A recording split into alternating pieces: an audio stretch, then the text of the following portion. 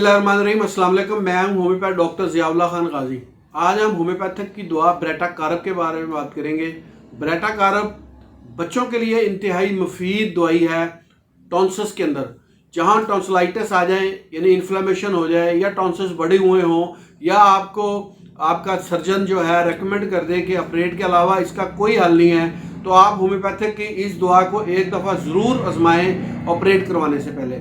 Operate के जो side effect हैं वो मैं आपको बताने की ज़रूरत नहीं है, क्योंकि आप इसको बेहतर समझते हैं कि उसके बाद के क्या साइड इफ़ेक्ट्स होते हैं।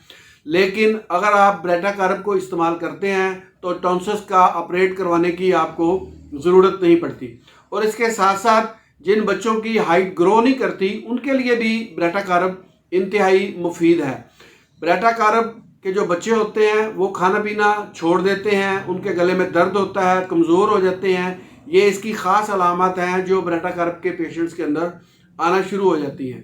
और ब्रेटा कारब के जो बच्चे होते हैं वो सर्दी बहुत ज़्यादा महसूस करते हैं और टॉन्सिस तो उनके बड़े हुए ही होते हैं। खाना पीना जैसा मैं पहले बता चुका हूँ कि वैसे ही छोड़ चुके होते हैं, तो इसके साथ साथ वो कमज़ोर भी हो जाते हैं। अगर टॉन्सिस बड़े होने की वजह से, चूँकि ये हार्मोन रिड्यूस करते हैं, जो बड़े लोग होते हैं अगर उनके भी टॉन्सिस वगैरह बड़े हुए हों तो उनके पाँव दर्द करते हैं, पाँव सूज जाते हैं।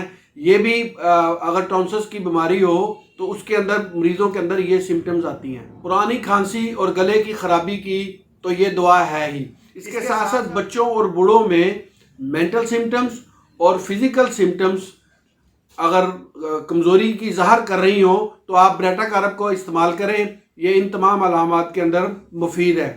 इसके इस्तेमाल करने का तरीका ये है कि इसको 5 से 8 कतरे एक घूंट पानी में सुबह दोपहर शाम इस्तेमाल करने हैं और कुछ ऐसा इस्तेमाल करें तो ये टॉन्सिस वगैरह ख़त्म हो जाते हैं। बहुत शुक्रिया। अल्लाह हाफिज़।